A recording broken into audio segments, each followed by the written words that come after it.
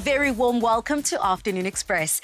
Today we are looking with renewed awareness at healthier skin, and dermatologist Dr. Nomphelo Gantsho is here to help us better understand everyday skin conditions. Then we learn what HS is and how to manage it, and we get tips on better daily skincare. We also hear how best to insure your car and home against the winter. But let's get straight into this jam-packed show. As the saying goes, beauty is only skin deep. But how well do you understand and know your skin? We've invited dermatologist Dr. Nomphelo Gantsho, who is here to help you understand your skin beyond the surface and discuss the most common skin conditions. Welcome back to the show, Doc. Thank you for having me. Good afternoon. This is such an important conversation and one that we cannot stop learning more about. Now, we do know that the skin is the body's biggest organ, but how important is just skin health beyond appearance? Skin plays many roles. Your skin is what represents you out to the world, right? So how it looks is very important, because one of the things that happens, your skin, remember, is a barrier to the infection, like microorganisms, bacterial, fungal infection, and also to the UV. So you also do get some skin diseases that will compromise your skin. So due to that, your skin can be exposed to the infection. So if your skin gets infected, then it doesn't look good at all. So that's why it's important that your skin must always look healthy. Yeah, bad skin definitely does put you at risk. Not only risk in terms of how you present yourself to the world, but it also has a huge impact on your mental health. What kind of effect do you see the two kind of existing in? Okay, so a common example, let's look at a person that have got eczema. Yeah. When one is having a very bad eczema, they're too scared to go out to the world because their skin looks red, it's inflamed, it's weepy. So a person does go into a depression, and also someone that have got bad acne with those big pimples on their faces, they also tend to shy away from the world. You see the hairstyles that they make and all of that. So it really does play a very big role on how one presents themselves or on the mental health kind of. Absolutely. I just want to jump straight ahead into breaking down these different skin conditions. You've already spoken about eczema, you've spoken about acne, and I know there's also psoriasis. Yeah. But let's start at the top, acne. Okay, so what acne is, we all know that acne is a formation of pimples. So everyone that have got pimples on their faces is said to have acne. Acne is common in teenagers, but anyone can have acne. So what acne is, you basically have your hair follicles, they become blocked by your oil, which we call sebum. And then from that, there's a bacteria that is associated with acne that is called P. acnes for short. So that bacteria eats on that oil, on those blocked hair follicles, and then you get the inflammation. And then from the inflammation, then the pimple does form.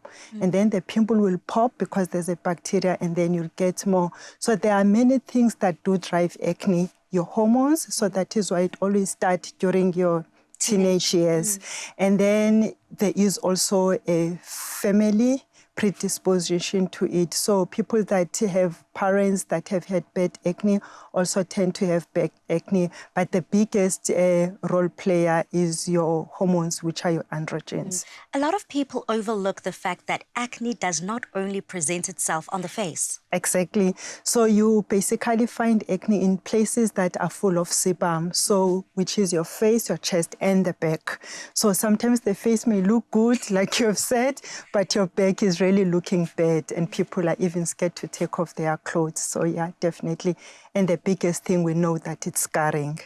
Acne, if it's not treated, it does scar. And post-inflammatory hyperpigmentation, especially in people of color, those are usually the things why people go and present to dermatologists. Yeah, for myself, I mean, my relationship with acne and pimple is not a traumatic one. I think I've been blessed, especially in my teenage years. Funny enough, have you ever heard of someone being teased for not having acne? That was me. However, in my adult years, especially when I'm under stress, especially when I don't sleep properly, I do find I have a little bit of a breakout, something I would call a breakout rather than acne, especially on my cheek areas right about here. and it always results in that scarring. Yeah. So remember, acne, also stress does drive it, because when you are stressed up, you release your stress hormones. So your stress hormones do increase that oil production. And also, I mean, if you don't sleep well, you're not functioning to your optimum. Yeah. So your body's own immune system has also gone down. And also, when it comes to adult acne, you usually see it on the jawline. Yes. Because as adults, we work, we touch, we go and touch our faces while we're sitting and thinking and all. So that's why you'll always find it there. And you know, for teenagers, it's usually on the forehead. Yeah. Yeah. And eczema. You've already touched base about eczema. Can you just break down further what that is? Okay, so how I like to explain eczema, I always say, let's look at the skin. Skin is like a brick wall.